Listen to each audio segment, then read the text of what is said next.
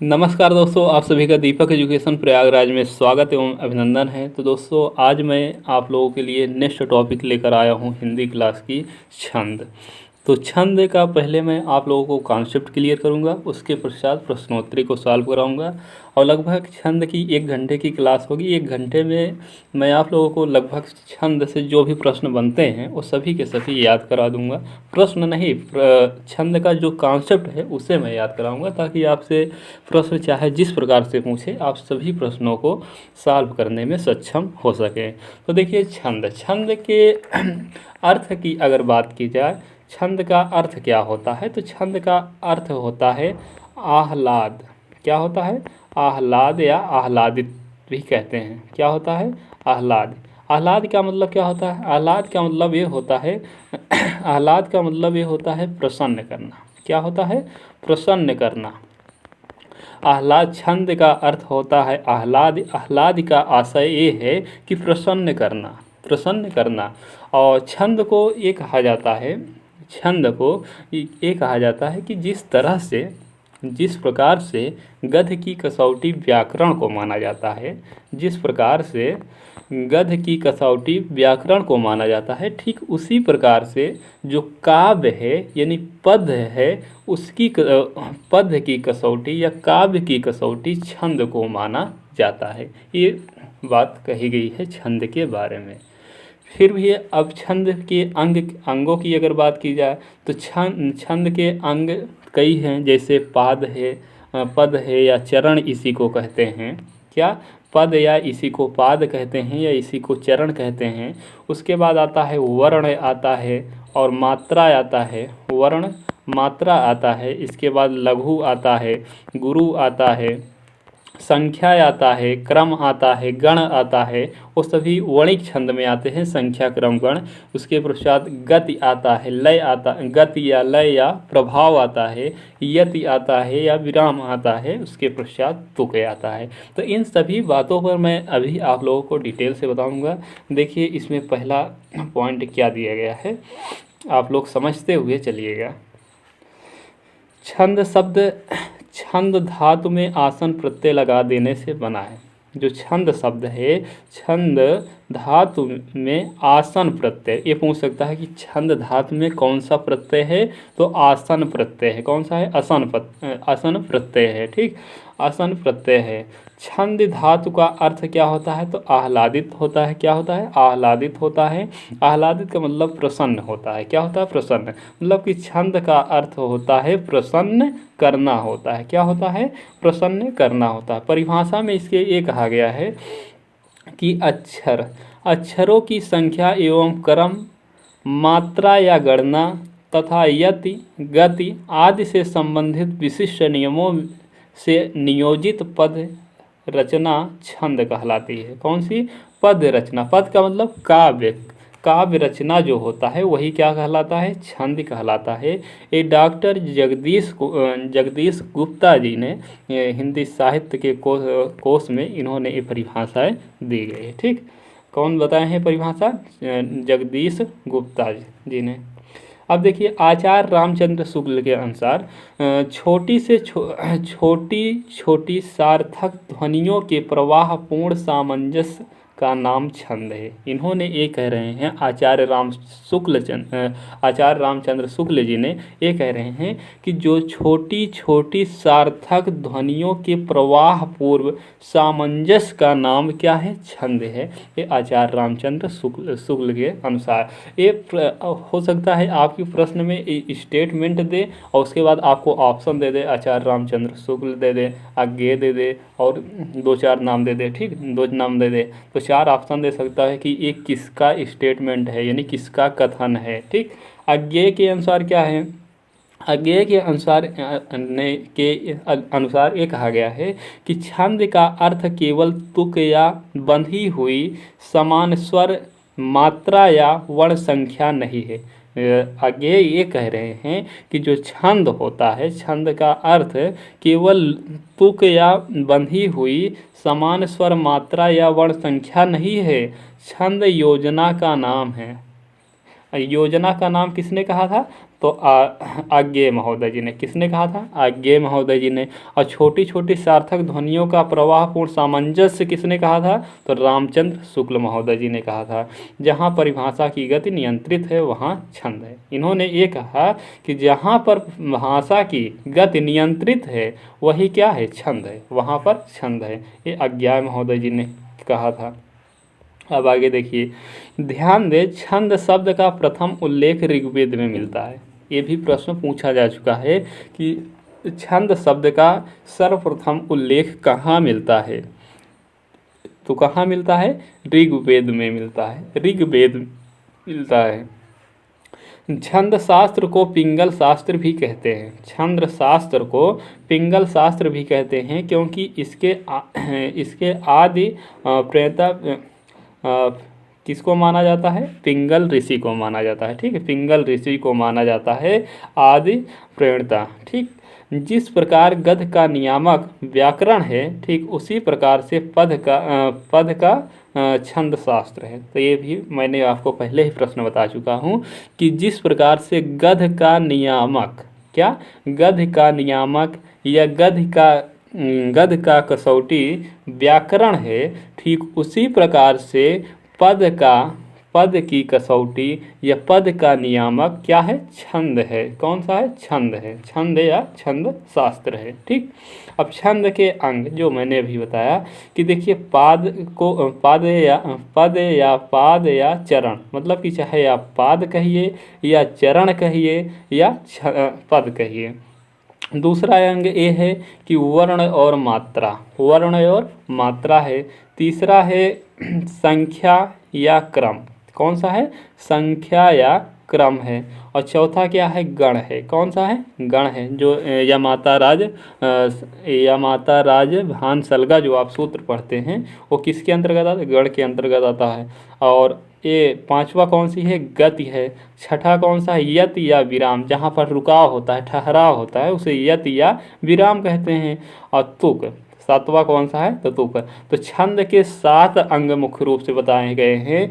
पद या पाद या चरण बताया गया है पहला, दूसरा वर्ण या मात्रा बताया गया है, तीसरा क्रम या संख्या बताया गया है, चौथा गण बताया गया है, पांचवा गति बताया गया है, छठा यत या विराम बताया गया है और सातवां तुक बताया है। तुक का मतलब ये होता है कि जैसे आप काव्य लिखे हैं कोई, उस काव्य के जो ये लास्ट वाला अंग रहे, यहाँ वाला और यहाँ वाला एक समान हो जाए तो उसी को क्या कहते हैं? उसी को क्या कहते हैं? तो उसी को तुकी कहते हैं। क्या कहते हैं? तुक। और जो यहाँ पर रुक रहे हैं इसी को यति कहते हैं। क्या कहते हैं? यति कहते हैं या विराम कहते हैं। तो इसे मैं अभी आप लोगों को क्लियर करता हूँ एक एक। पद या पाद या चरण को मतलब इसे किसे कहते हैं? तो देखिए, छंद में प्रायः 4 चरण होते हैं। आपने कोई भी दोहा या चौपाई पढ़े होंगे, स्रोठा पढ़े होंगे तो वहाँ पर देखे होंगे ये ऐसे ठीक इसी प्रकार से चार यहाँ पर क्या रहेगा? अल्प विराम लगा रहेगा। तो इस तरह से जो ये 4 जगह पर लिखे गए हैं इसी को क्या कहते हैं? इसी को चरण कहते हैं। तो छंद में प्रायः 4 चरण होते हैं। पहले और तीसरे चरण में विषम तथा दूसरे और चौथे चरण को सम चरण भी कहते हैं। तो ये कहा जा रहा कि जो ये पहला वाला चरण है और जो ये तीसरा वाला चरण है, पहला वाला चरण और तीसरा वाला जो चरण है ये प्रायः क्या होता है? विषम में होता है। कैसा होता है? विषम में। विषम का मतलब ये होता है कि इनकी जो मात्रा रहेगी, इनकी जो मात्रा रहेगा वो विषम संख्या में होगी। जैसे 1, 3, 5, 7 इस तरह से विषम संख्या में होगी। और जो ये दूसरा और चौथा है चरण है, जो दूसरा और चौथा चरण है इसको क्या माना गया है? इसे प्रायः ये कैसा होता है? तो सम चरण इसे कहा जाता है। दूसरे और चौथे को क्या कहा जाता है? समचरण। देखिए, दूसरा और चौथा संख्या भी क्या है? सम है और पहला और तीसरा क्या है? विषम संख्या है। तो इस तरह से इसे विषम संख्या चरण भी कहते हैं और इसे समचरण भी कहा जाता है। तो ये आपका क्लियर हो जाना चाहिए। अब देखिए, वर्ण और मात्रा किसे कहते हैं? तो वर्ण 2 प्रकार के होते हैं, एक ह्रस्व होता है और दूसरा दीर्घ होता है। ह्रस्व में देखिए जैसे आ गया, ई आ गया, उ आ गया, री आ गया, ये ह्रस्व के अंतर्गत आते हैं। दीर्घ में आ गया दीर्घ ई आ गया, दीर्घ उ आ गया, ए ओ ए ओ औ आ गया, तो ये सभी क्या है, ये सभी के सभी दीर्घ वर्ण के अंतर्गत आएंगे। तो ह्रस्व वर्ण ये हो गया, ये दीर्घ वर्ण हो गया। ह्रस्व वर्ण की एक मात्रा और दीर्घ वर्ण की 2 मात्रा गिनी जाती है। जो ह्रस्व वर्ण होता है उसे 1 मात्रा गिनी जाती है, जो दीर्घ वर्ण होता है उसमें क्या 2 मात्रा गिनी जाती है। मात्रा केवल स्वरों की होती है, आप जानते हैं, आपको मैंने वर्णमाला जब पढ़ा रहा था तो वहाँ बताया था कि जो मात्रा होती हैं वो केवल स्वरों की होती हैं। अब देखिए जो लघु मात्रा होगा या ह्रस्व वर्ण वाला मात्रा होगा उसे इस तरह से डिनोट किया जाएगा, इस तरह से उसे डिनोट किया जाएगा लघु मात्रा को, या इसी को लघु कहा जाता है। और दीर्घ मात्रा को यस टाइप का डिनोट किया जाता है। किस तरह से, यस या 5 टाइप का जो डिनोट किया जाता है इसे गुरु कहते हैं, इसे दीर्घ मात्रा कहते हैं। इसे दीर्घ मात्रा से डिनोट कर, मतलब जो आ ई उ री है, अगर ए मात्रा आएगा तो इस तरह से लघु मात्रा से डिनोट किया जाएगा, और जब आ ई उ ए ओ औ आएगा तो इसे यस टाइप का, इसे कौन सा दीर्घ मात्रा कहा जाता है, पहला पॉइंट। दूसरा चीज़ ये कि जो इस तरह से जो लघु मात्रा है इसी को लघु कहते हैं। क्या कहते हैं, इसी को लघु कहते हैं।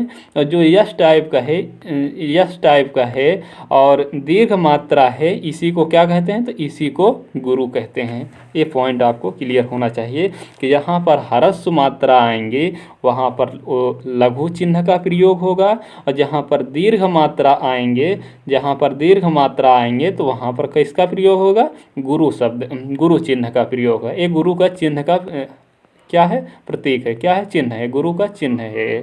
देखिए दीर्घ मात्रा वाले का गुरु का चिन्ह है और लघु मात्रा वाले का लघु का चिन्ह, ठीक, लघु मात्रा वाले का लघु का चिन्ह और दीर्घ मात्रा वाले ये चिन्ह, ठीक।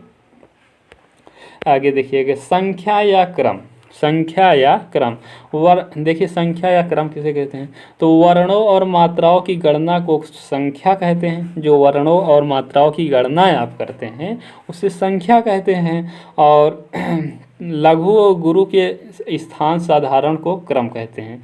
लघु गुरु के स्थान निर्धारण को क्या कहते हैं, क्रम कहते हैं, ठीक। गण किसे कहते हैं, तो गण देखिए 3 वर्णों का एक गण होता है, वणिक छंदों में गणों की गणना की जाती है। तो जो आप देखते होंगे या माता राज भान सलगा जो है, देखिएगा आप, जो यगण है, मगण है, तगण है, रगण है, जगण है, भगण है, नगण है, सगण है। ये देखिए इसमें 3 मात्रा है, या गा अण, मा गा अण, ता अण गा अण, रा गा अण, सब में गण गण जुड़ा रहेगा, जा गा अण। तो ये जो तीन मात्रा, जो 3 क्या है, 3 वर्ण है, तो इन्हीं को क्या कहा जाता है, ये वणिक छंदों में गणना की जाती है। गणों की संख्या कितनी होती है, 8 होती है, ठीक है। और 3 वर्णों का एक गण होता है, कितना होता है, 3 वर्णों का एक गण होता है। आप देख सकते हैं यगण में 3 वर्ण है, मगण में 3, तगण में 3, रगण में 3, जगण में 3, भगण में 3, नगण में 3, सगण में 3 ना। ये कुल मिलाकर कितने हैं, तो इनकी संख्या 8 है। कितनी है, 8, 1 2 3 4 5 6 7 8, इनकी संख्या 8 है। याद करने के लिए एक सूत्र दिया गया है, या माता राजभान सलगा, या माता राजभान सलगा। देखिए या से यगण, देखिएगा इसी से बना है, या से यगण, मा से मगण, ता से तगण, रा से रगण, जा से जगण, और भा से भगण, और ना से नगण, और सा से सलगा से, सा से सगण। तो इस तरह से इस सूत्र से ही, इस सूत्र को याद आप कर लेंगे तो ये सभी के सभी 8 गण आपको याद हो जाएगा। तो आपका गण भी क्लियर हो गया।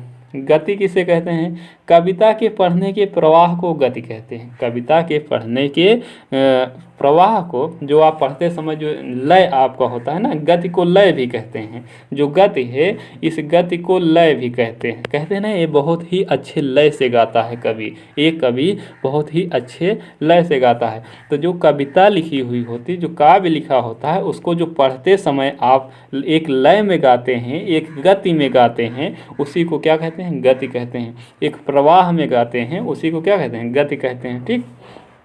तुक क्या कह तुक किसे कहते हैं? तो चरण के अंत में आने वाले समान वर्णों को तुक कहते हैं। जैसे मान लीजिए लास्ट में आ गया सुसंग और आ गया भुजंग।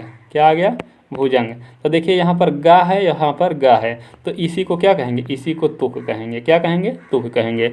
जैसे जो रहीम उत्तम प्रकृति काकारी सकत सुसंग चंदन विष व्यापत नहीं लिपटे रहत भुजंग।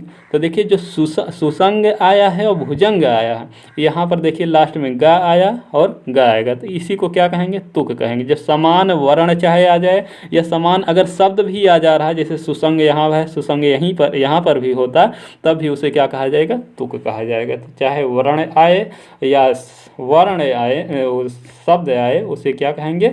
तो उसे तुक कहेंगे। तो देखिए यहाँ पर छंद के भेद बताया गया है। छंद के भेद, तो देखिए छंद के मुख्य रूप से देखिए वणिक छंद, मात्रिक छंद, मुक्त छंद। तो मुख्य रूप से दो ही है, एक वणिक छंद है, दूसरा मात्रिक छंद है, और तीसरा कौन सा है? मुक्तक छंद है। तो देखिए जो वणिक छंद होता है उसमें सम भी हो सकता है, अर्ध सम भी हो सकता है, विषम हो सकता है। जो मात्रिक छंद है इसमें भी सम भी हो सकता है, अर्ध सम भी हो सकता है, विषम भी हो सकता है। जो सम वणिक छंद है उसमें साधारण जो वर्ण है वो 26 तक उनकी वर्ण हो सकते हैं। कितने हो सकते हैं? 26 वर्ण हो सकते हैं। और जो दंडक वणिक छंद होंगे उसमें 26 वर्ण से अधिक वर्ण भी हो सकते हैं। और मात्रिक छंद में जो साधारण मात्रिक छंद होगा उसमें 32 मात्रा तक हो सकता है। ठीक। और जो दंडक मात्रिक छंद होगा उसमें 32 वर्ण से अधिक मात्रा हो सकते हैं। ठीक, मात्रा अधिक हो सकते हैं। तो 3 प्रकार के कौन कौन से छंद है? पहला वणिक छंद है, मात्रिक छंद, मुक्तक छंद। इसे आपको ध्यान देना है, वणिक छंद, मात्रिक छंद, मुक्तक छंद। तो देखिए पहली छंद आ गई वणिक छंद। अब देखिए एक एक पर डिटेल से मैं आप लोगों को बताऊंगा। ठीक है। अब देखिए वणिक छंद, वर्ण गणना के आधार पर रचा गया छंद वणिक छंद कहलाता है। क्या कह रहे हैं कि जो वर्ण है, वर्ण के गणना के आधार पर रचा गया छंद क्या कहलाता है? वणिक छंद। मतलब कि जो वणिक छंद है ये वर्ण के गणना के आधार पर रचा गया। कैसा? वर्ण के गणना के आधार पर रचा गया छंद को वणिक छंद कहते हैं। ये 2 प्रकार का हो सकता है, एक साधारण वर्णिक छंद हो सकता है, दूसरा दंडिक वर्णिक छंद हो सकता है। तो जो साधारण वर्णिक छंद होता है वो वर्णिक छंद जिसमें 26 वर्ण के चरण होते हैं। मतलब जो चरण होगा उसमें कितने अधिकतम, अगर 26 वर्ण हैं तो साधारण वर्ण होगा, अगर 26 वर्ण से अधिक हो जाएगा तो दंडक वर्ण होगा। तो वो वर्णिक छंद जिसमें 26 वर्ण से अधिक वर्ण होते हैं उसे दंडक वणिक छंद कहा जाता है। ठीक, ये आपका पॉइंट क्लियर हुआ। देखिए प्रमुख छंदों का परिचय। सबसे पहले दिया गया है चौपाई। कौन सा छंद दिया गया है? सबसे पहले दिया गया है छंद चौपाई। अगर आपसे प्रश्न ये पूछे कि जो चौपाई है ये कैसी छंद है, ये कैसी छंद है, तो आप क्या बताएंगे? वणिक छंद हो गया। देखिए अब प्रमुख छंदों का परिचय, तो देखिए पहला दिया गया है चौपाई। तो चौपाई देखिए, यह मात्रिक समछंद है। जो चौपाई है यह क्या है? कैसी छंद है? यह मात्रिक समछंद है। इसमें 4 चरण होते हैं। सबसे पहला प्रश्न आपसे पूछे कि चौपाई कैसी छंद है, तो आपको आंसर देना है मात्रिक छंद है। कैसा है? मात्रिक छंद है। कैसा है? मात्रिक छंद है। इसमें कितने चरण होते हैं? तो इसमें चौपाई में 4। देखिए चौपाई 4 चरण, देखिए 1 2 3 4, इस तरह से चौपाई 4 चरण, 1 2 3 4 चरण होते हैं।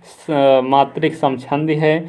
प्रत्येक चरण में 16 मात्राएं होती हैं। जो ये पहला चरण है इसमें भी 16 मात्रा होगी, इसमें भी 16 मात्रा होगी, इसमें भी 16 मात्रा होगी और इसमें भी 16 मात्रा होगी। पहले चरण की तुक देखिए तुक दूसरे चरण से तथा तीसरे चरण की तुक चौथे चरण से मिलती है। तो देखिए जो ये एक मिनट, देखिए जो ये 4 चरण है, ये कह रहा है कि जो पहला चरण है और तीसरा चरण है, ये दूसरा चरण है, ये चौथा चरण है। तो जो पहला चरण है इसका तुक तीसरे तुक से मिलेगा, तीसरे तुक से मिलेगा, और जो दूसरा चरण है इसका तुक चौथे चरण से मिलेगा। ठीक इसी प्रकार से देखिए यहाँ पर, देखिए जैसे यहाँ पर रा है, ये पहला है, ये तीसरा है। ठीक, ये पहला है, तीसरा है। देखिए आगे क्या कहा है, प्रत्येक चरण के अंत में यति होती है। प्रत्येक चरण के अंत में यति का मतलब विराम होता है। क्या होता है? विराम। जो यहाँ पर देखिए चिन्ह लगा हुआ है, यहाँ पर सागर के लास्ट में देखिए विराम चिन्ह का जो चिन्ह लगा हुआ है उसी को क्या कहेंगे? यति कहेंगे। चरण के अंत में जगण, चरण के अंत में जगण एवं तगण नहीं होने चाहिए। उदाहरण निम्नलिखित है। तो जो चरण के अंत में अंत है वहाँ पर क्या नहीं होने चाहिए? वहाँ पर न तो जगड़ होने चाहिए न तो तगड़ होने। देखिए आपको यहाँ पर जगड़ तगड़ के में नहीं फंसना है। आपको इससे सीधा सीधा पूछा जाए, देखिए 3-4 प्रकार से प्रश्न पूछ सकता है। चौपाई कैसी छंद है? तो मात्रिक सम छंद है। चौपाई के कितने चरण होते हैं? तो 4 चरण होते हैं। कितने चरण होते हैं? 4 चरण होते हैं। कितने चरण होते हैं? तो 4 चरण। कितने, कौन सी छंद है? तो मात्रिक सम छंद हैं। कितने मात्राएं होते हैं? 16 मात्रा। बस आपको इतना ही याद करना है। और पहले चरण का तीसरे चरण से मिलन होगा और चौथे चरण का दूसरे चरण का चौथे चरण का तुक होगा। ठीक, अब देखिए उदाहरण को आप समझिए तो आपको ज़्यादा अच्छे समझ में आएगा। देखिए लिखा गया है उदाहरण में, जय हनुमान ज्ञान गुण सागर जय कपीस तिलु लोक उजागर राम दूत अतुलित बल धामा अंजनी पुत्र पवन सुत नामा। तो देखिए ये क्या उदाहरण दिया गया है। जय हनुमान ज्ञान गुण सागर जय कपीस तिहु लोक उजागर राम दूत अतुलित बल धामा अंजनी पुत्र पवन सुत नामा। ये आपको उदाहरण दिया गया है। अब देखिए यहाँ पर मात्रा देखिए, गिनिए। मात्रा आपको गिनना है कि देखिए आपको 2 चीज़ यहाँ पर ध्यान देना है, एक लघु का, दूसरा गुरु का। तो जो लघु का चिन्ह होता है ठीक इस तरह से लघु का चिन्ह होता है, और जो गुरु होता है गुरु का चिन्ह इस तरह से होता है, यस टाइप का या आप 5 टाइप का कह सकते हैं। तो जो गुरु का चिन्ह होता है यस या 5 टाइप का होता है, और जो लघु का चिन्ह होता है वो पूर्ण विराम की तरह होता है। चिन्ह की बात कर रहा हूँ। लघु कहाँ पर गिना जाएगा? तो लघु जहाँ पर ह्रस्व स्वर की मात्रा, ह्रस्व स्वर होगा वहाँ पर लघु गिना जाएगा। कौन सा? ह्रस्व स्वर जहाँ पर होगा वहाँ पर लघु गिना जाएगा, और जहाँ पर दीर्घ स्वर होगा, कौन सा? दीर्घ जहाँ पर स्वर होगा वहाँ पर गुरु को गिना जाएगा। कौन सा? गुरु को गिना जाएगा। देखिए दीर्घ ह्रस्व तो समझ रहे हैं ना। देखिए जैसे लिखा गया है दीपक, और एक शब्द लिखा गया है दिया, दिया। ठीक, तो देखिए दीपक में कौन सा? यहाँ पर देखिए लघु ह्रस्व ई है कि दीर्घ ई? तो आप कहेंगे यहाँ पर दीर्घ ई है। तो जो दीर्घ ई है इसे कैसा? गुरु गिना जाएगा। गुरु का चिन्ह लग गया। पा में देखिए केवल और केवल का है, क्या है? इस तरह से आपको समझाते हैं तो अच्छे समझ में आएगा। जैसे मान लीजिए लिखा गया है दीपक, अगर इसे आप इसका वर्ण विच्छेद करेंगे तो कैसे लिखेंगे? द लिखेंगे, फिर उसके बाद ई लिखेंगे, फिर प लिखेंगे, फिर आ लिखेंगे, फिर क्या लिखेंगे? का लिखेंगे, उसके बाद आ लिखेंगे। ठीक, देखिए द में आपका दीर्घ ई लगा है, पा में आप जानते हैं कि जो मूल व्यंजन होता है वो हलंत लगा हुआ होता है। जब उसमें आ जुड़ जाता है तो क्या हो जाता है? वो इस तरह से लिखा जाता है। ठीक, तो देखिए पा में क्या छुपा है? पा में आ छुपा हुआ है। का में क्या छुपा है? का में आ छुपा हुआ है। तो यहाँ पर क्या है? यहाँ पर दीर्घ ई है, बाकी यहाँ पर क्या है? ह्रस्व आ है, यहाँ पर भी ह्रस्व आ है। तो जो देखिए दी के स्थान पे क्या लिखा जाएगा? गुरु लिखा जाएगा, और पा के स्थान पे क्या लिखा जाएगा? लघु लिखा जाएगा। का के स्थान पर लघु। तो देखिए यहाँ पर दीर्घ मात्रा है तो इसलिए गुरु, और अगर यहाँ पर देखिए कोई मात्रा नहीं, आ का मात्रा है हरस्व, तो इसलिए यहाँ पर लघु, और यहाँ का में भी हरस्व आ का मात्रा है इसलिए यहाँ पर लघु। तो इस तरह से आप समझ सकते हैं। देखिए जय हनुमान ज्ञान गुण सागर, तो देखिए यहाँ पर जय में क्या है, लघु की मात्रा लगा है, या में लघु की मात्रा, हा में लघु की मात्रा, और नो में लघु की मात्रा। देखिए यहाँ पर माँ में दीर्घ की मात्रा है इसलिए गुरु लग गया। यहाँ पर ना में देखिए लघु की मात्रा, यहाँ पर देखिए आ दीर्घ लगा है ना इसलिए गुरु की मात्रा, ना में लघु है इसलिए आ की मात्रा, सॉरी गुरु लघु का मात्रा। यहाँ पर देखिए छोटा ऊ, मतलब कि यहाँ पर गुरु होगा ना, लघु हरस्व है तो इसलिए लघु का मात्रा यहाँ पर हो जाएगा, यहाँ पर भी लघु का। सागर में देखिए सा बड़ा है इसलिए यहाँ पर गुरु का मात्रा हो गया। गा में देखिए लघु की मात्रा, रा में भी लघु की मात्रा। तो देखिए यहाँ पर आपको मात्रा गिनना है, 1 2 3 4, और यहाँ पर 2 मात्रा है ना गुरु वाले में। लघु वाले में 1 मात्रा होता है लेकिन जो गुरु होता है इसमें कितने मात्रा होता है, 2 मात्रा होता है। तो देखिए शुरू से अब 1 2 3 4 5 6 7 8 9 10 11 12 13 14 15 16, तो 16 मात्रा है कि नहीं। 16 मात्रा सम में अगर होगा तो कौन से होगा, तो 16 मात्रा अगर सम में है तो आपकी कौन सी छंद होगी, चौपाई छंद होगी। कौन सी होगी, चौपाई छंद होगी। अब सभी में मात्रा गिन लीजिए, 1 2 3 3 2 5 6 7 8 8 2 10 11 12 12 2 14 14 15 1 16, इसमें भी है 2 3 3 2 5 6 7 8 9 10 11 12 12 2 14 2 16, इसमें भी है 16 मात्रा। 2 3 4 6 7 8 9 10 11 12 12 2 14 2 16, तो इसमें भी देखिए इसमें सभी में क्या है, 16 16 मात्राएं सभी में हैं, इसलिए कौन सी छंद होगी, तो ये चौपाई छंद होगी। आपको मात्रा इसमें देखिए केवल मात्रा आपको अगर याद है तो आपको लगा लेंगे सही कि कौन सी छंद है।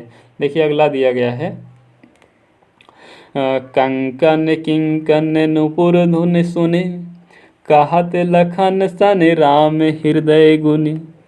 कहत कंकन किंकिन नुपुर धुन सुने, कहत लखन सन राम हृदय गुण।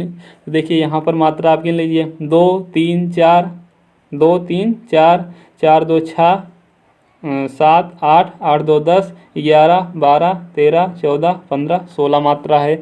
यहाँ पर 1 2 3 4 5 6 7 8 2 10 11 12 13 14 15 16, जो लघु का चिन्ह है इसको 1 मात्रा गिना जाएगा, जो गुरु का चिन्ह है यहाँ पर 2 मात्रा गिने जाएगी, आपको पहले मैंने बता दिया। तो इसमें देखिए इसमें भी 16 मात्रा है, इसमें भी 16 मात्रा है, इसका मतलब ये कौन सी छंद है, तो ये चौपाई छंद है। कौन सी है, चौपाई छंद।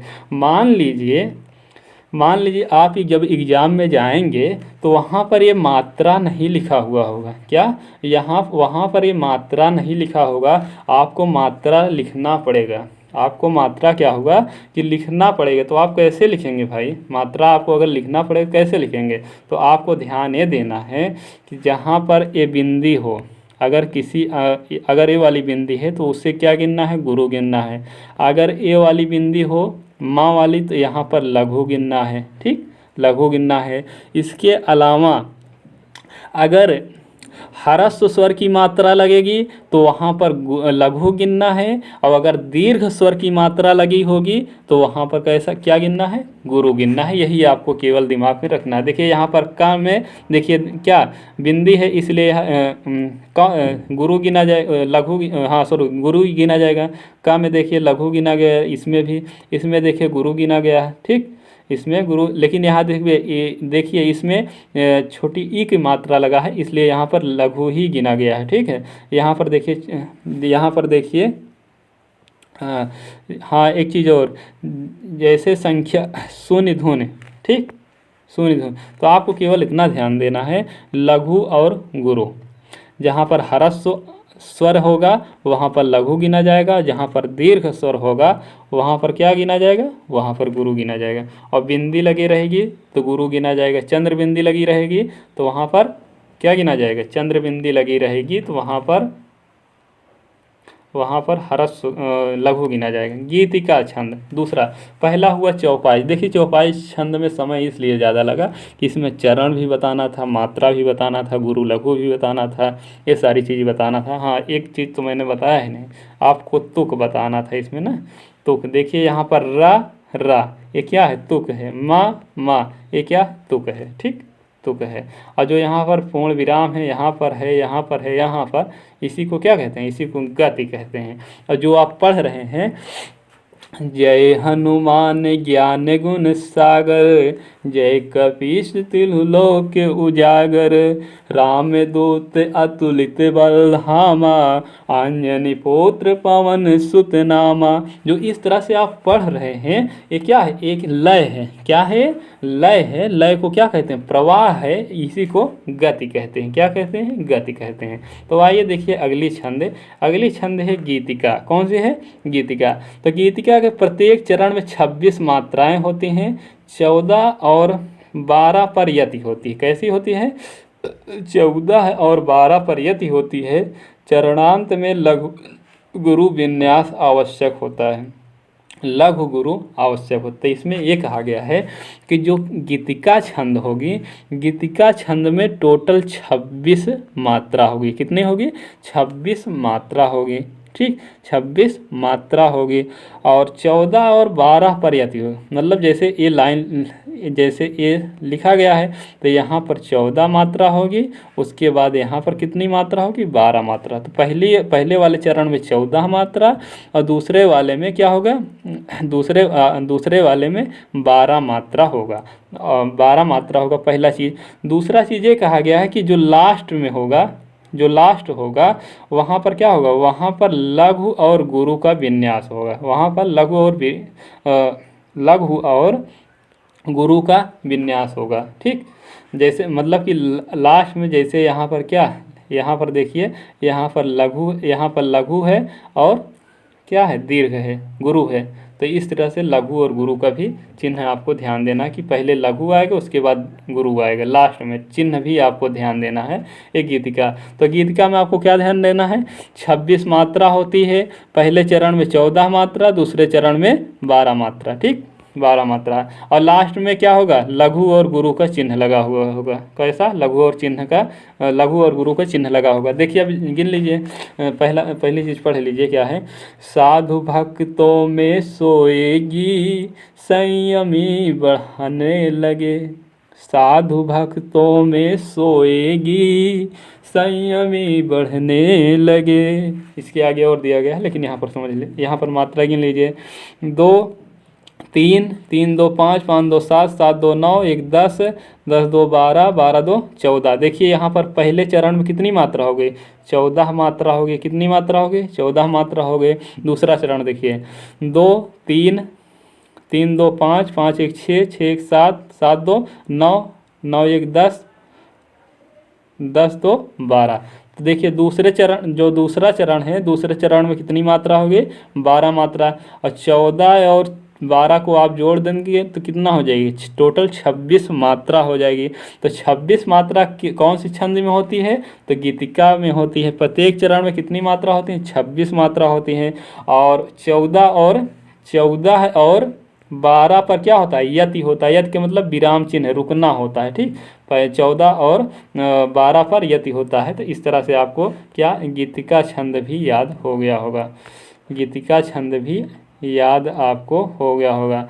उसके आगे ये दिया गया था, जैसे आपने यहाँ पर देखा, साधु भक्तों में सोएगी, संयमी बढ़ने लगे। सभ्यता की सीढ़ियों पर सुरमा चढ़ने लगे। ये पूरी पंक्ति उसकी थी, गीतिका छंद की। किसका, गीतिका छंद की। और अन्य उदाहरण में दिया गया है, मातृ तो भूसी मातृभू है, अन्न से तुलना नहीं।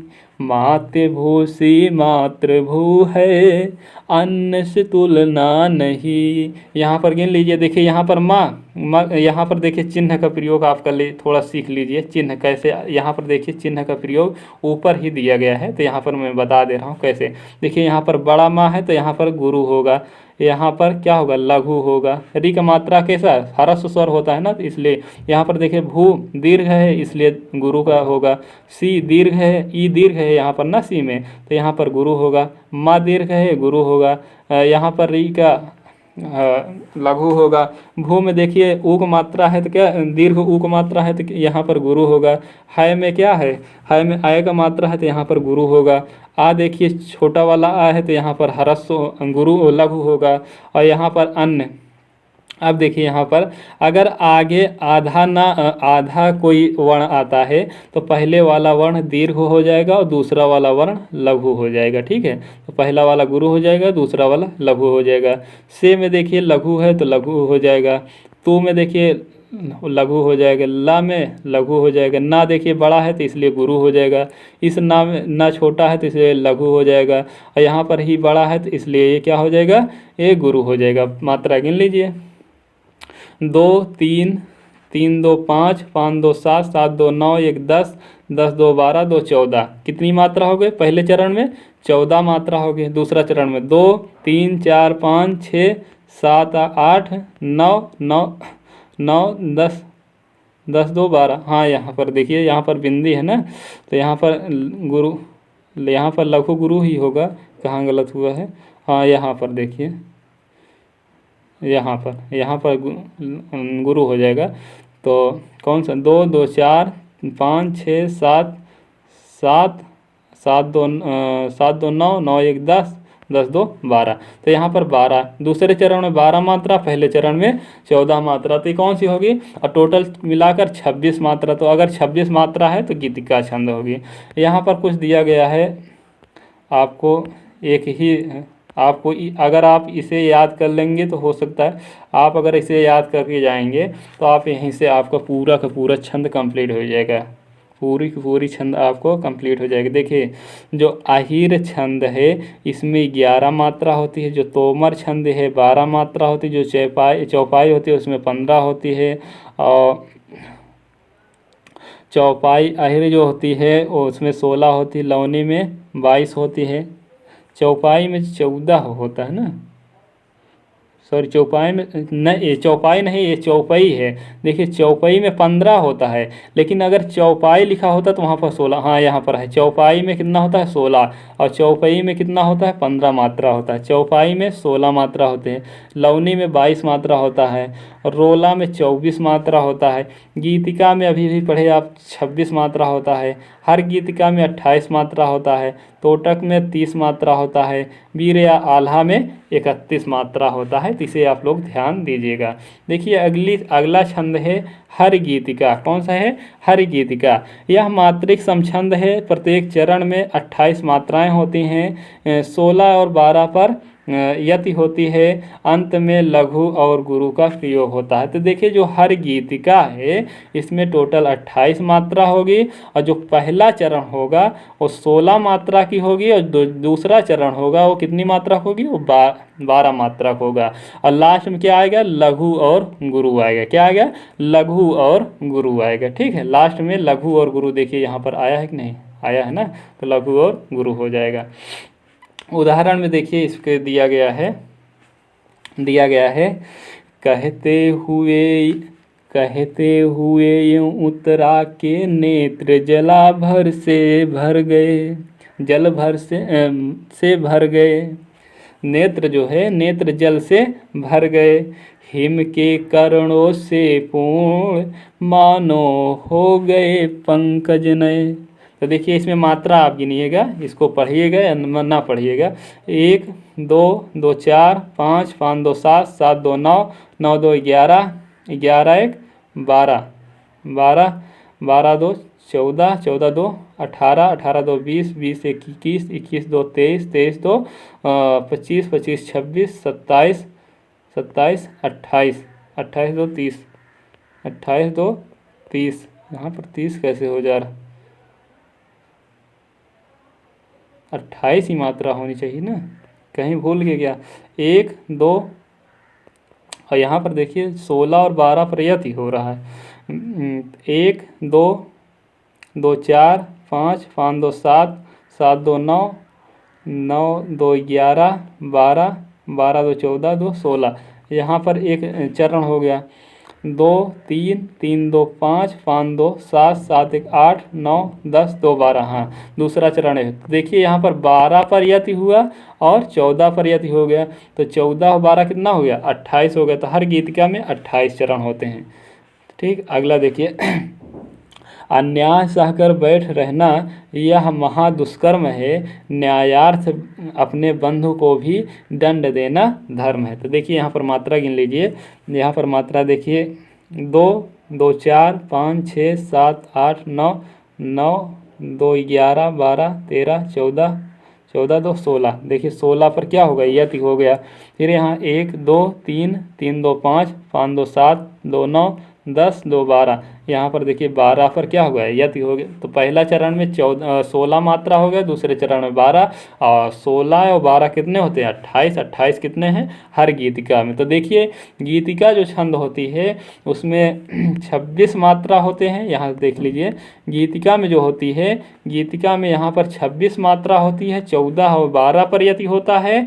और जो हर गीतिका होती है, कौन सी, जो हर गीतिका होती है, इसमें 28 मात्रा होता है, 16 और 12 पर यति होता है। तो इसे आप ध्यान देना है आपको।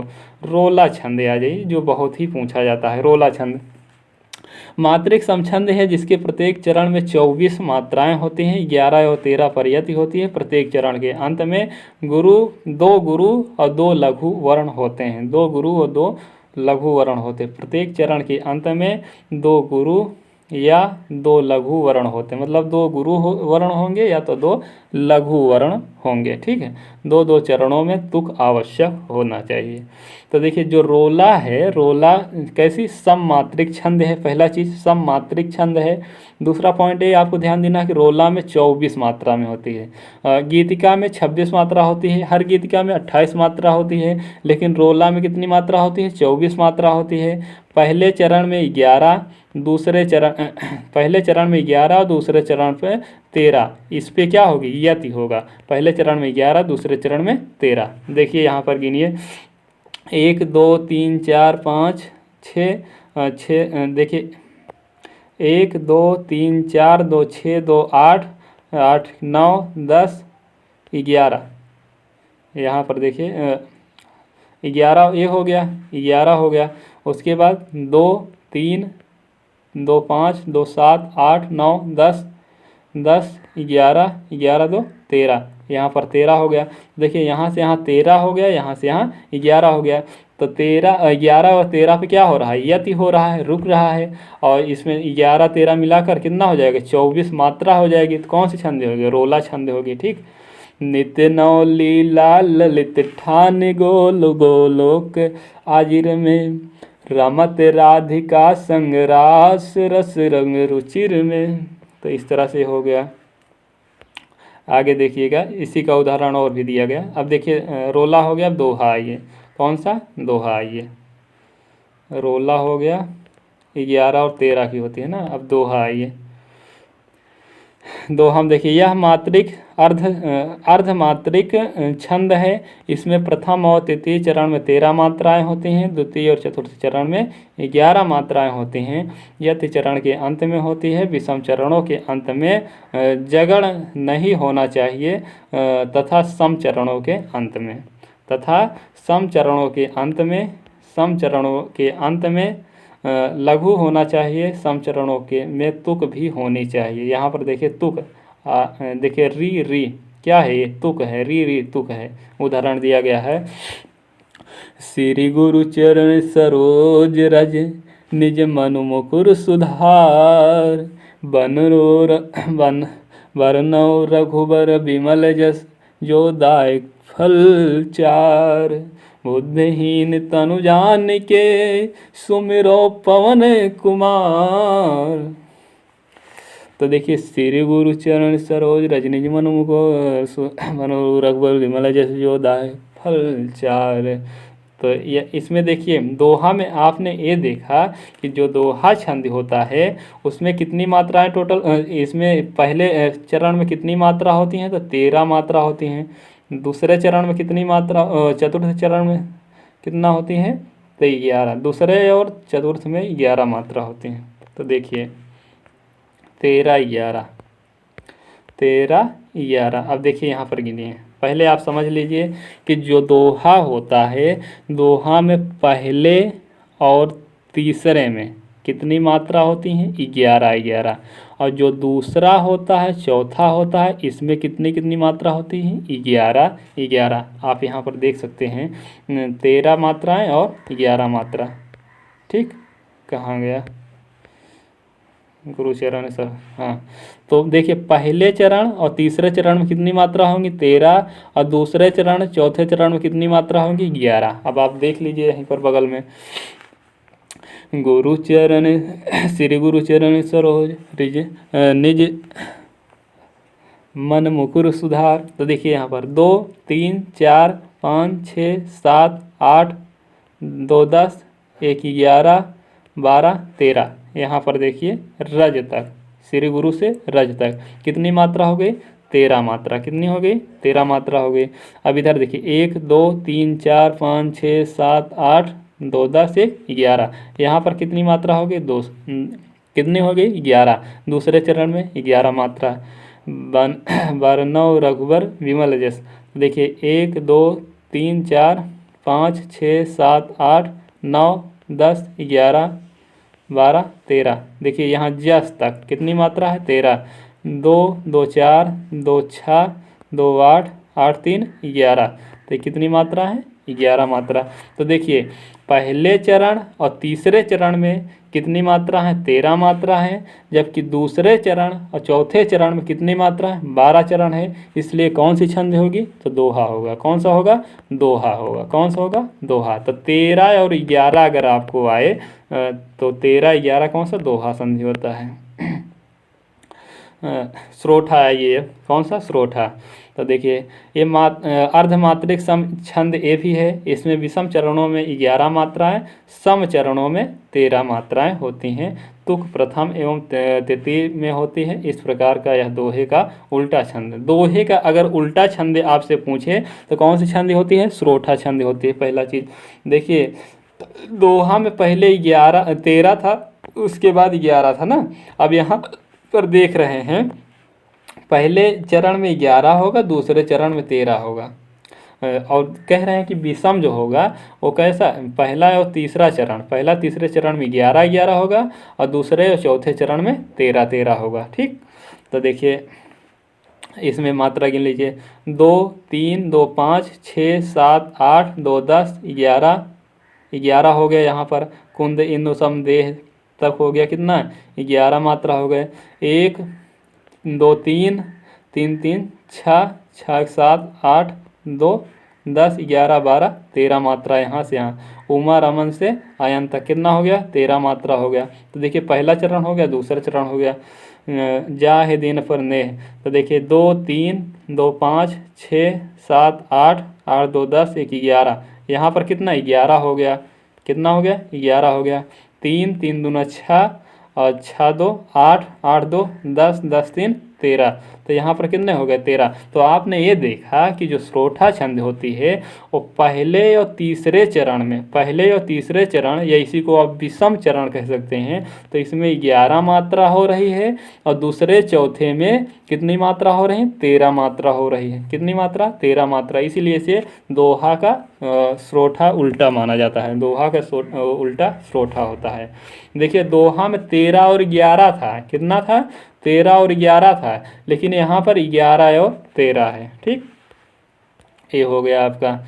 अब देखिए अर्धमात्रिक छंद एक दृष्टि में आप देखेंगे तो विषम चरण 12 का, सम चरण 7 का होगा और विषम चरण 13 का, सम चरण 11 का। देखिए दोहा हो गया। श्रोठा दोहे का उल्टा होता है, मतलब यहाँ पर 11 और 13 होगा। ठीक, 11 13 होगा। विषम चरण 15 और सम चरण 13 उल्लाला, उल्लाला छंद होती है।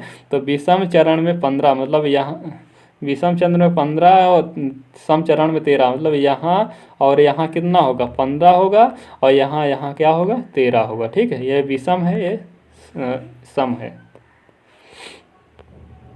देखिए बरबय छंद, बरबय छंद यह अर्धमात्रिक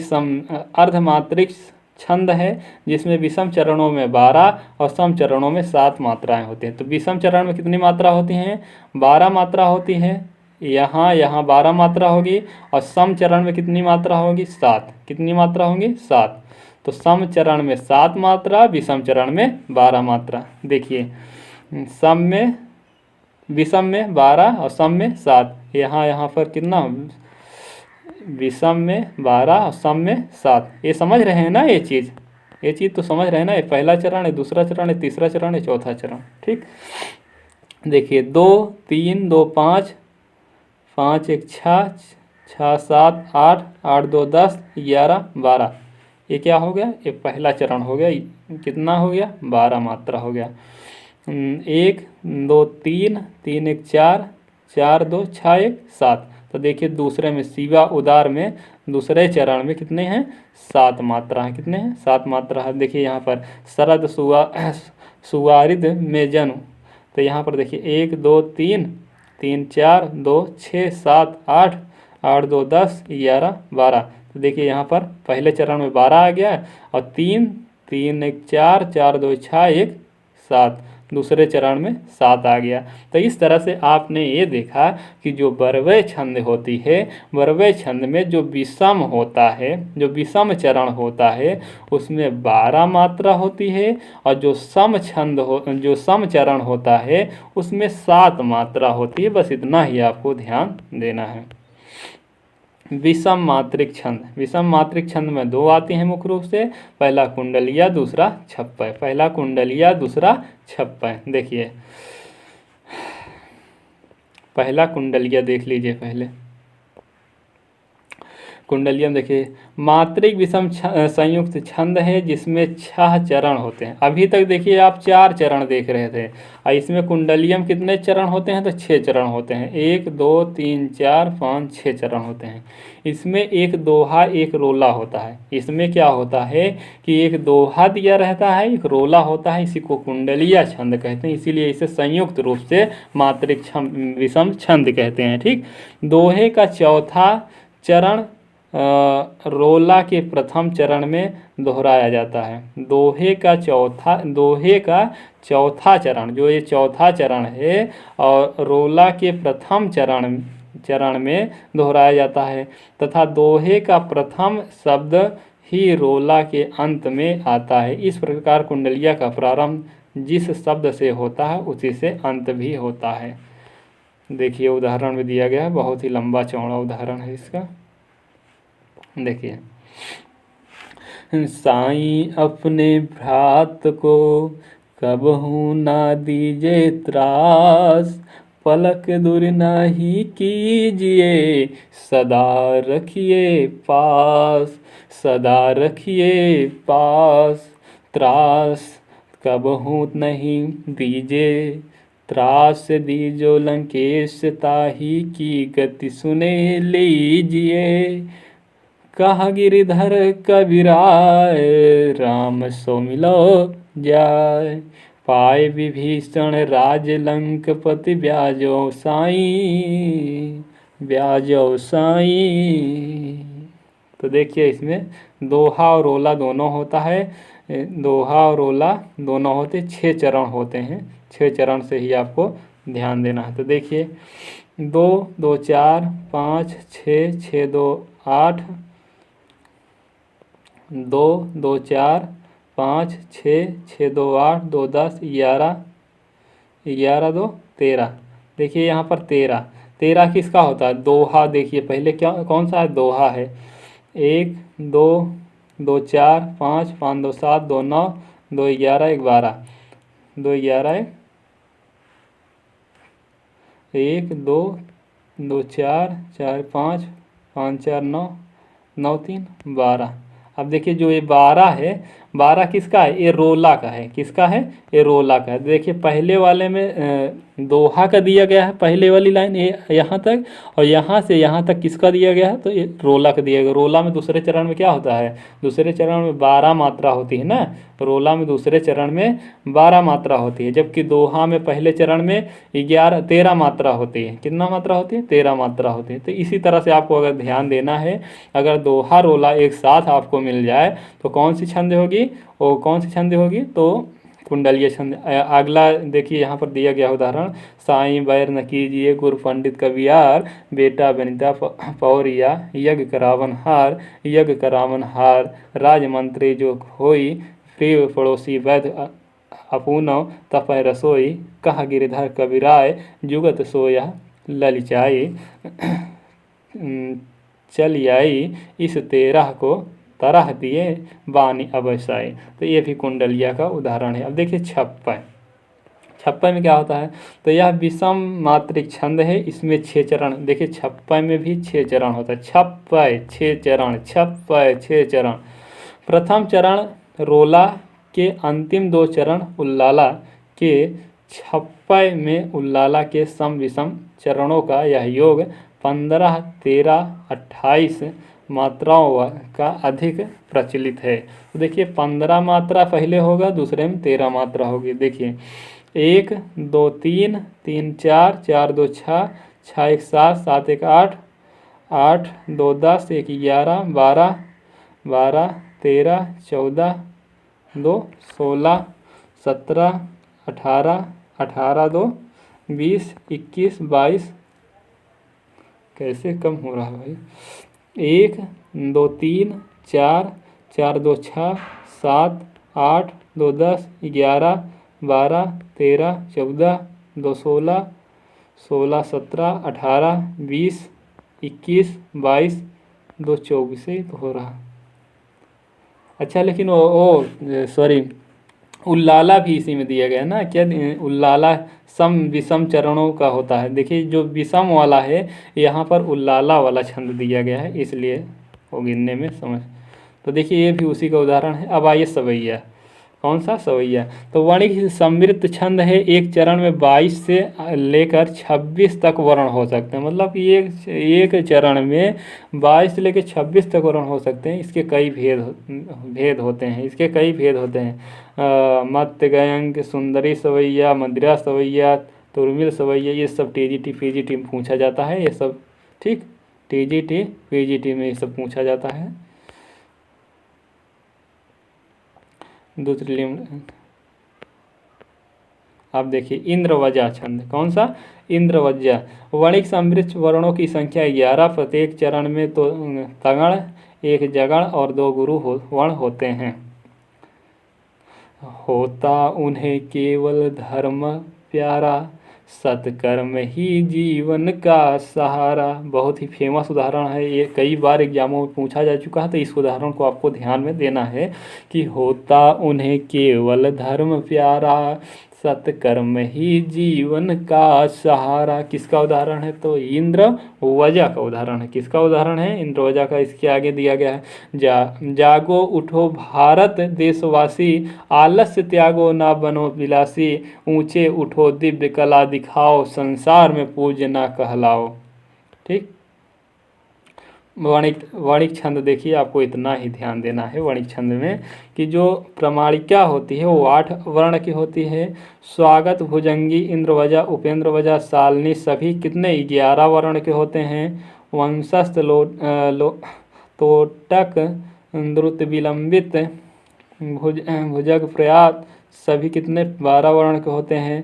और वंश तिलका 14 वर्ण का होता है। चंचला, चामर कितने? 16 वर्ण के होते हैं। इतना आपको ध्यान देना है। और भी दिए गए, सभी पूछे नहीं जाते हैं, आप देख लीजिए एक बार। शिखरणी, मंद्रक्रांता 17 वर्ण का। शार्दुल, विक्रीण, जो शुरुआत के अभी मैंने 6-7 छंद बताए वही अच्छे से पूछा जाता है, उसी को आप ध्यान दीजिएगा। सवैया में कितने? 22 से 26 वर्ण हो सकते हैं। घनाक्षरी में 31 वर्ण होते हैं। रूप घनाक्षरी में 32 वर्ण होते हैं। देवाधांछरी में 33 वर्ण हो सकता है। इसमें को वर्ण केवल पूछ ले आपसे। कवित मनहरण या मनहरण में कितने 31 से 33 वर्ण होते हैं, मालनी में 15 वर्ण होते हैं। देखिए अगला है उपेंद्र वज्जा। वणिक समछंद समवृत्त छंद है, इसमें वर्णों की संख्या प्रत्येक चरण में 11 होते हैं। देखिए 11 11 11 11 मतलब सभी प्रत्येक चरण में कितने कितने होंगे 11 11 मात्रा होंगे। गणों का क्रम जगण तगण, जगण है और गुरु होता है, 2 गुरु होता है, ठीक है। इसके उदाहरण में दिया गया है, बिना विचारे जब काम होगा कभी न अच्छा परिणाम होगा। अगर आप बिना विचारे कोई काम करेंगे, आप उस पर विचार नहीं करेंगे, बस लगे रहेंगे तो आपका क्या होगा, परिणाम अच्छा नहीं होगा। क्यों? क्योंकि अगर आप किसी परीक्षा की तैयारी कर रहे हैं, जैसे आप किसी परीक्षा की तैयारी कर रहे हैं तो उस पर पहले आप विचार कीजिए अच्छे से कि किस तरह से पढ़ा जाए, किस सब्जेक्ट को कितना किस सब्जेक्ट को कितने सिलेबस पढ़ना है। मतलब हिंदी से मान लीजिए 25 क्वेश्चन आ रहा है, आप पता लगा पूरी हिंदी आप टीजीटी पीजीटी मॉडल पढ़ रहे हैं, टीजीटी पीजीटी प्रवक्ता मॉडल पढ़ रहे हैं, तो आपको उतना पढ़ने से क्या समस्या, मतलब क्या समस्या तो होगी ही ना। तो उतना पढ़ने में आपको समस्या, आपको कई सब्जेक्ट अगर पढ़ना है तो उसी हिसाब से आप पढ़िए कि जितना आपको आवश्यकता हो। आप अगर आवश्यकता से ज़्यादा पढ़ेंगे तब भी ज़्यादा समस्या हो सकती है, ठीक है। इसके अन्य उदाहरण दिया गया है, मुझे नहीं ज्ञात कि मैं कहाँ हूँ, अरे यहाँ हूँ अथवा वहाँ हूँ, विचारता किंतु यही यहाँ हूँ, नहीं वहाँ तुम मैं जहाँ हूँ। तो ये इसके उदाहरण है, बहुत ही फेमस उदाहरण है। देखिए मंदाक्रांता। वणिक समृद्ध छंद में 17 वर्ण भगण भगण नगण तगण तगण 2 गुरु वर्ण क्रम होते हैं। 10 एवं 11 वर्णों पर क्या होती है, यति होती है। मतलब 10 और 11 7 वर्णों पर क्या होती है, यति होता है। कोई पत्ता नवल तरु का पीत जो हो रहा हो, तो प्यारे के दिग युगल के सामने ला उसे ही, धीरे धीरे संभल रखना हो उन्हें यूं बताना, पीला होना प्रबल दुख से प्रेषिता हमारा।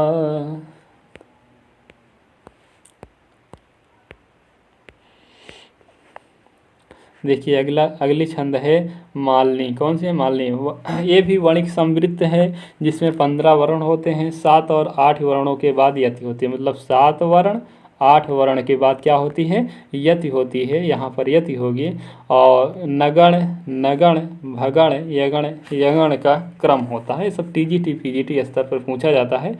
उदाहरण आप देख लीजिए, पल पल जिसके मैं पंथ को देखती थी, निस दिन जिसके ही ध्यान में थी, बिताती थी। ये किसका उदाहरण, मालनी का उदाहरण। किसका है, मालनी का उदाहरण है। और आपको इसको निकाल लेना है, आपको रटना नहीं है। छंद में आपको कुछ भी रटना नहीं, केवल रटना केवल क्या है, मात्रा यानी वर्ण आपको केवल रटना है। जैसे यहाँ पर 15 और 7 है, कितना है 15 और 7। इसी से आप गुरु लघु करके आप वर्ण निकाल लेंगे, ठीक है।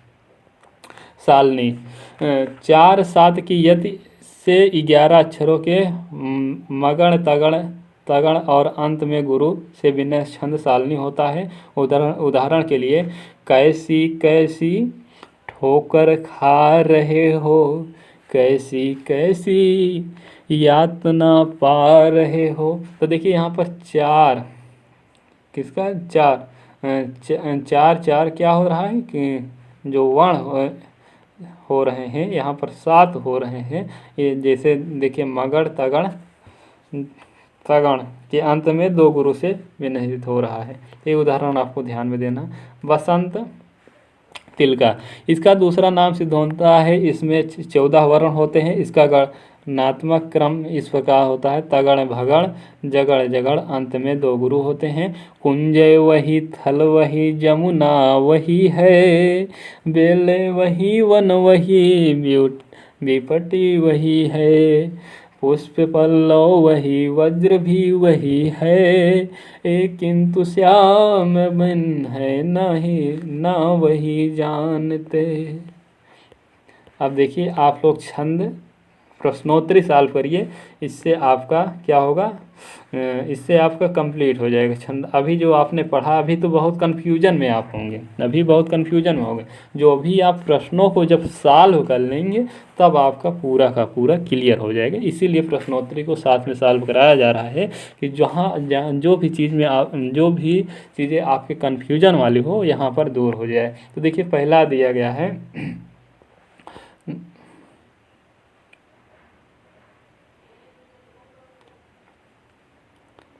पहला दिया गया है, मूक होई बचाल पंगु चढ़ी गिरिवर गहन, जासु कृपा सो दयाल दुब्रहो सकल कालिमय दहन। तो इसमें कौन सा, इसमें स्रोठा होगा, स्रोठा होगा। कौन सा होगा, स्रोठा होगा। आपको गिनना है, आपको गिनना है कि इसमें कितनी मात्रा होती है।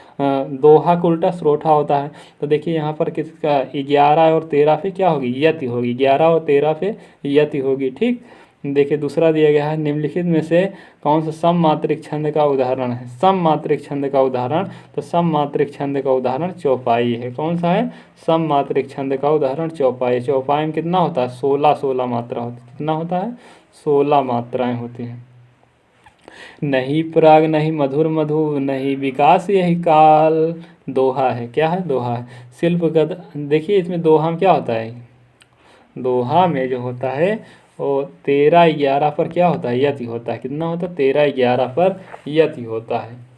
ठीक, अब देखिए आगे, शिल्पगत आधार पर दोहे से उल्टा छंद। दोहे का उल्टा स्रोठा होता है। क्या होता है, दोहे का उल्टा स्रोठा होता है। ठीक है, दोहे का उल्टा क्या होता है, तो स्रोठा होता है। सुन सी सत्य आशीष हमारी का चौपाई है, निज भाषा उन्नति अह सब उन्नति को मूल। ये क्या है, दोहा है। क्या है, दोहा है। आपको मात्रा निकाल कर ध्यान देना है। आप जब अच्छे से प्रैक्टिस कर लेंगे तो देखते ही आपको आंसर लगने लगेगा। जिस छंद के पहले तथा तीसरे चरण में 13-13 और दूसरे चौथे चरण में 11 मात्राएं होती हैं, क्या होती हैं, दोहा। पहले और तीसरे में क्या होता है, 13-13 और दूसरे और चौथे में 11-11 मात्रा होती है ना, तो क्या होता है, दोहा होता है। इसी को उल्टा स्रोठा होता है। ठीक है, रहीमन पानी राखिए बिन पानी सब सून, पानी गए न उबरे मोती मानुष चूर। कौन सा अलंकार है, अलंकार आप पढ़े हैं ना, अलंकार दीपक अलंकार होगा और दोहा छंद होगी। कौन से होगा, दोहा छंद होगा। ठीक, दोहा छंद होगा। जिसको पुकारे यहाँ रोकर अरणवीर, चाहे जो करो शरण शरण तिहरे में धनाक्षरी छंद होगा। क्या होगा, धनाक्षरी होगा। अर्धमात्रिक जाति का छंद कौन सा है, तो दोहा है। कौन सा है, दोहा है। चौपाई की प्रत्येक चरण में कितनी मात्राएं होती हैं, तो 16 होती हैं। छंद कितने प्रकार के होते हैं, तो 3 प्रकार के। कौन कौन से, वणिक, मात्रिक और मुक्त छंद। ठीक, मूक होई व चाल पंगुज चढ़ई गिरिवर कहानी अभी हो चुका, स्रोठा में पढ़ा गया। दोहे और रोले का क्रम मिलाने से कौन सी होती है, कुंडलिया होती है। और रोला और छप्पे को मिलाने से कौन सी होती है, तो छप्पा। रोला और उल्लाला को मिलाने पर छप्पे होता है। ठीक, अवधि शिला का उर्फ पर था गुरु भरा भार, बरवे होगा। हम जो कुछ देख रहे हैं, हम जो कुछ देख रहे हैं सुंदर है, सत्य नहीं है। यह दृश्य जगत है बिन फल शिवत्व नहीं है। तो इसमें देखिए क्या होगा, 14 मात्राओं की यदि 28 मात्राएं होती हैं। अगला ऑप्शन क्या दिया गया है, तो 15 मात्राएं दी गई है। देखिए इसमें सबसे पहले गिन लीजिए आप कितनी मात्राओं पर यति दी गई है। तो देखिए आप गिन लेंगे तो आपको स्पष्ट हो जाएगा।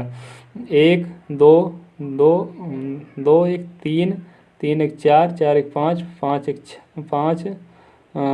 देखिए यहाँ पर ओ का मात्रा है ना, ओ का मात्रा दीर्घ हो जाएगा ना, तो 1 2 2 4 5 6 6 2 8 9 10 2 12 12 2 14। तो देखिए इसमें पहले वाली लाइन में 14 पर यत हुआ है। दूसरा 2 2 4 दो दो चार, दो छः, दो आठ, नौ, 10, दो 12, दो 14। तो 14 14 मात्राओं की यदि 28 मात्राओं वाला मात्रिक छंद होगा। कौन सा? 28 मात्रा। तो ऐसी तरह आपको गिन लेना, जहाँ पर ह्रस्व स्वर लगा रहेगा वहाँ पर लघु माना जाएगा, जहाँ पर दीर्घ स्वर लगा रहेगा वहाँ पर गुरु माना जाएगा। अनाक्षरी छंद है तो वर्णिक छंद है। वीर या आल्हा किस जाति का छंद है? तो वीर मात्रिक छंद है, मात्रिक जाति का छंद है। ठीक है। जिस छंद में वर्णिक या मात्रिक प्रतिबंध न हो वह छंद क्या कहलाता है? तो मुक्त छंद हो।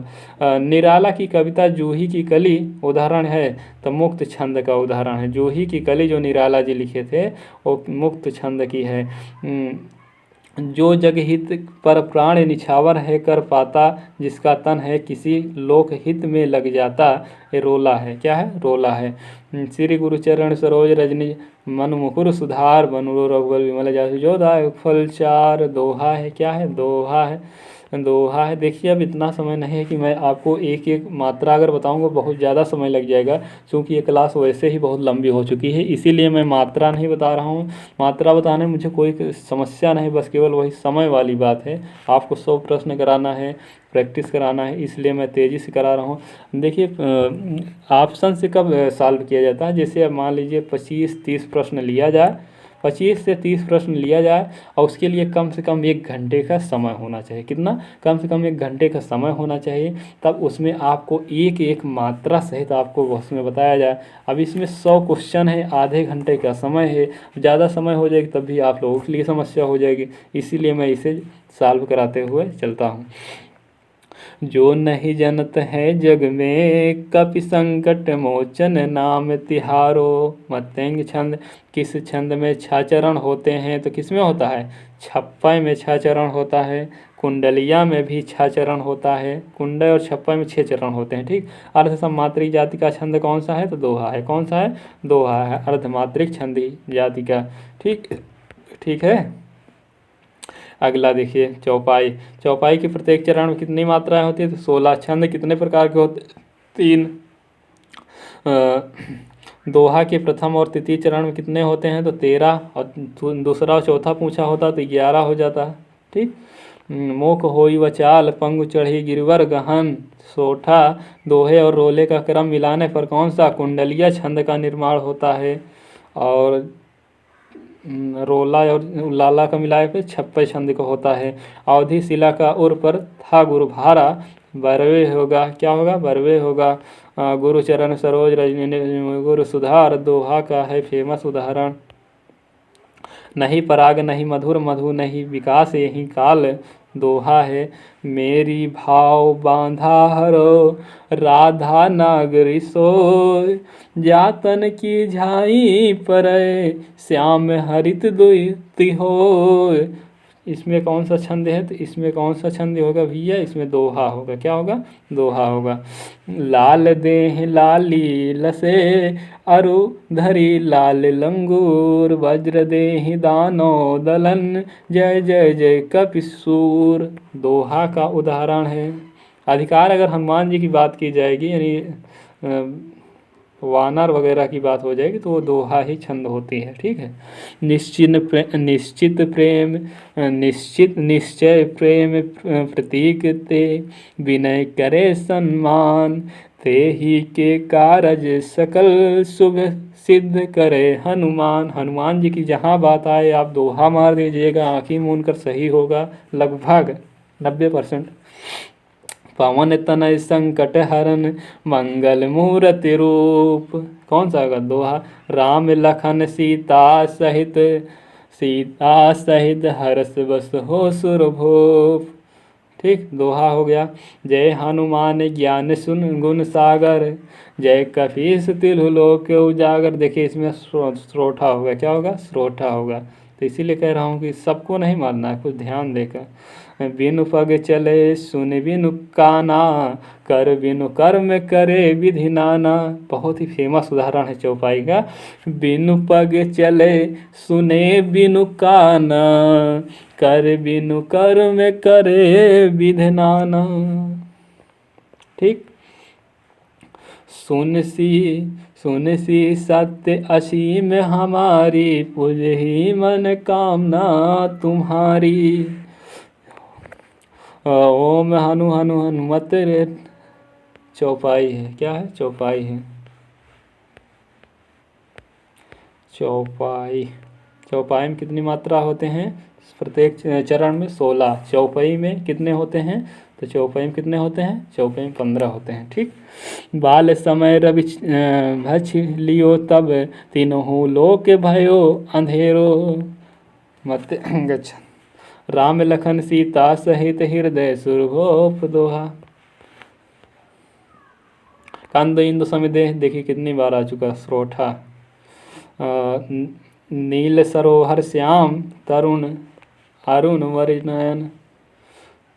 अवधि शिला का उर पर था गुरु भार, तिल तिल काट रही थी दिग्जल धार। बरवेक होगा प्रीपति वह मेरा प्राण प्यारा कहाँ है। मालिनी का होगा, किसका होगा? मालिनी का होगा। बिना विचारे जब काम होगा, कभी न अच्छा परिणाम होगा। उपेंद्र वजह, अभी अभी मैंने उदाहरण बताया था। छंद का सर्वप्रथम उल्लेख कहाँ मिलता है? तो ऋग्वेद में मिलता है। कोई भी छंद किससे विभक्त होता है? तो चरणों में भी विभक्त होता है और यति में भी। मतलब ये इस तरह से जो चरण दिए गए हैं चरणों में होता है, और जो अल्प विराम पूर्ण विराम लगा होता है इसी को यति कहा जाता है। जहाँ ठहराव होता है तो दोनों में होता है। ठीक है, दोनों में होता है। निम्न पंक्ति में छंद है। जान गौरी अनुकूल, सी हर सो न जाय कहीं। मंजुल मंगल मूल, वाम अंग फरकन लगे। स्रोठा कौन सा होगा? स्रोठा होगा। अभी थोड़ा समय होता तो मात्रा अगर बताया जाता ज़्यादा अच्छा लगता पढ़ाने में। मुझे भी बहुत अच्छा नहीं लग रहा है, बस साल्व कराया जा रहा है बस। छंद पढ़ते समय आने वाले विराम को क्या कहते हैं? तो यति कहते हैं। कौन सा छंद प्रकार नहीं है? तो छंद का प्रकार कौन सा नहीं है? दृष्टांत कोई छंद नहीं होता है, बाकी दोहा चौपाई स्रोठा तो होता ही है। जिस छंद में 4 चरण और प्रत्येक चरण में 16 मात्राएं होती हैं वो चौपाई होता है, और चौपाई में 15 मात्रा होती है। छंद शास्त्र के आदि प्रणेता कौन है? तो पिंगल ऋषि हैं। कौन है? पिंगल ऋषि हैं। कई बार एग्जामों में पूछा जा चुका है। छंद से संबंधित गणों का सही संख्या कितनी है? तो कितनी है? गणों की संख्या पूछ रहा है तो 7 है। अगर छंद के अंगों की संख्या पूछता तब 7 हो जाता। ठीक, तो गणों की संख्या कितने हैं? आग है, जो यमाता राजभान सलगा पढ़े थे अभी। कुंडलीय छंद किन 2 छंदों के मेल? तो दोहा और रोला से। किसके? दोहा और रोला से। छंद शास्त्र के प्रणेताचार्य माने जाते हैं तो पिंगल मुनि। कौन माने जाते हैं? पिंगल। अपभ्रंश काव्य का सुप्रसिद्ध छंद कौन सा है? तो कड़वक है। कौन सा है? कड़वक है। अगला दिया गया है कि मात्रा की दृष्टि से दोहे के ठीक विपरीत का क्या होता है? तो स्रोठा होता है। क्या होता है? स्रोठा होता है। दोहा छंद का विपरीत कौन होता है? तो दोहा कौन होता है? स्रोठा होता है। कौन सा होता है? स्रोठा होता है। और मात्रा क्रम की दृष्टि से दोहा के ठीक विपरीत पढ़ने वाले छंद का नाम क्या है? तो स्रोठा है। निम्नलिखित में कौन सा छंद दोहा का विपरीत छंद है? तो दोहा कौन सा होगा? स्रोठा होता है। इसमें दिया ही नहीं गया है, इसलिए इनमें से कोई नहीं हो जाएगा। जेहि मुमिरत सीधी होई गणनायक कवि करिवै वदन। किसका है? तो स्रोठा का है। वह सम मात्रिक छंद जिसके प्रत्येक चरण में 24 मात्राएं होती हैं, प्रत्येक चरण में 11 और 13 पर यति होती है, तो कौन सा होता है? 11 और 13 पर यति होती है। 11 और 13 पर यति होती है तो कौन सा होता है? रोला नहीं होगा, इसमें ऑप्शन गलत दिया गया। कौन सा होगा? स्रोठा होगा। ठीक है, 11-13 अगर पूछेगा स्रोठा होगा, और 13 और 11 पूछेगा तो दोहा होगा। ठीक, इसमें ऑप्शन गलत दिया गया है। रहीमन चुप है बैठिए देख दिनन को फेर, तो कौन सा? दोहा हो जाए। मात्रिक अर्ध समजाति का छंद कौन सा है? तो दोहा है। अर्ध समजाति मात्रिक छंद कौन सा? दोहा। निज भाषा में उन्नति आहे सब उन्नति को मूल, कौन सा है? दोहा है। किसका उदाहरण है? दोहा का उदाहरण है। जिस छंद के प्रथम तथा तृतीय चरण में 12-12 मात्राएं, द्वितीय और चतुर्थ चरण में 7-7 मात्राएं होती हैं, कौन सा होता है? तो बरवे होता है। कौन सा होता है? बरवे। 12-12 मात्रा यहाँ और यहाँ 12-12 मात्रा, यहाँ 7-7 मात्रा। ठीक। अवधि की निजी छंद है तो बरवे है। कौन सा है? बरवे। आरात सैन्य सिंधु में सुबाड़ वाग्नि से जलो। इसमें देखिए जगण रगण जगण रगण जगण गुरु हैं। ठीक। देखिए चौपाई के प्रत्येक चरण में कितनी मात्राएं होती हैं? तो 16 मात्रा होती है। कितनी मात्रा होती हैं? 16 मात्रा होती हैं। चौपाई छंद में कितनी मात्रा होती हैं? 16 मात्रा। चौपाई छंद में कितनी मात्रा होती हैं? 16 मात्रा। कितनी मात्रा होती हैं? 16। चौपाई में 15 मात्रा। मंगल भवन अमंगल हारी, ध्रुव बहुसो दशरथ आजिर बिहारी में चौपाई छंद है। कौन सा? चौपाई छंद है। हम जो कुछ देख रहे हैं सुंदर है सत्य नहीं, यह दृश्य जगत भाषित है बिन कर्म शिवत नहीं। इस पंक्ति में कौन सी छंद है? तो इस पंक्ति में आपका कौन सा छंद है? देखिए 14 मात्राओं 28 मात्रिक छंद है। ठीक। निम्न में से कौन सा वर्णिक छंद है? तो वर्णिक छंद सवैया है। कौन सा? वर्णिक सवैया है। वर्णिक छंदों किसका विचार होता है? तो वर्णों का। किसका होता है? वर्णों का होता है। निम्न में से कौन सा मात्रिक छंद है? तो ये सभी हैं। मात्रिक छंद में देखें दोहा भी आता है, रोला आता है, चौपाई, ये सभी मात्रिक छंद के अंतर्गत ही आता है। या लकुटी अरु कमरिया पुर राज तिहूँ पुर को ताज डह। कौन सा है? सवैया है। कौन सा? सवैया है। मात्रिक विषम संयुक्त छंद है तो कौन से? कुंडलिया है।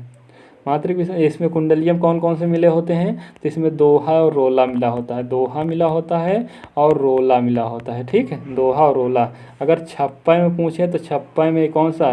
रोला मिला होता है और कौन सा मिला होता है? तो उल्लाला। कौन सा? उल्लाला मिला होता है। ठीक है। सरसी छंद में होती है तो 27 मात्राएं होती है, 16-11 पर यति होता है। ठीक। अनुष्टुप छंद है, ये संस्कृत का है तो एक छंद है। अनुष्टुप है क्या? एक छंद है, संस्कृत की छंद है। ठीक है। घनाक्षरी छंद है तो वर्णिक छंद है। कौन सा है? वर्णिक छंद है। कौन सा है? वर्णिक छंद है। छप्पय में होता है, छप्पय में क्या होता है? प्रथम 4 चरण रोला और अंतिम 2 चरण उल्लाला होता है। ये मैंने अभी बताया। रामचरितमानस नामक महाकाव्य रचना शैली है तो दोहा चौपाई में है। किसका? दोहा चौपाई में। इसीलिए मैंने अभी बताया कि दोहा आपको ढेर सारे ऑप्शन में मिल जाएंगे। ठीक है। हनुमान जी के नाम लेते हैं। जो जग हित पर प्राण निछावर है कर पाता, रोला छंद। श्री गुरु चरण सरोज, कौन सा है? दोहा है, कई बार आ चुका है, इसलिए आगे बढ़ते हैं। अर्ध सममात्रिक जाति का छंद कौन सा है? तो दोहा है। चौपाई के प्रत्येक चरण में मात्राएं होती हैं तो चौपाई के प्रत्येक चरण में 16 मात्रा। इसमें भी ऑप्शन गलत दिया गया है। ठीक है, 16 मात्रा होती हैं। कितना होती हैं? 16 मात्रा होती है। चौपाई ये चारों चरणों में कितनी मात्राएं होती हैं? तो चारों चरणों में 16 मात्रा हैं। छंद कितने प्रकार के होते हैं? तो 3 प्रकार के होते हैं। कितने प्रकार के होते हैं? 3 प्रकार के होते हैं। दोहे और रोले क्रम से मिलाने पर कौन सा छंद बनता है? तो कुंडलिया बनता है। कौन सा बनता है? कुंडलिया। और रोला और उलाला मिलाने से छप्पय बनता है। ठीक है। अवधि शिला का उर पर था गुरु भार, तिल तिल काट रही थी दिग्जल धार। कौन सा? बरवे होगा। बरवे होगा। बरवे होगा। मूक होई बचाल पंगु चढ़ई गिरिवर रह गहन, जसु कृपा सो दयाल वह सकल कलिमल दहन। कौन सा होगा? तो श्रोठा छंद होगा। तो इस तरह से दोस्तों आपका ये छंद वाला टॉपिक कंप्लीट हुआ। आप लोगों को यह क्लास पसंद आई हो तो सब्सक्राइब और शेयर ज़रूर कीजिएगा, लाइक ज़रूर कीजिएगा, अपने दोस्तों मित्रों को ज़रूर बताइएगा। थैंक यू, धन्यवाद, शुक्रिया।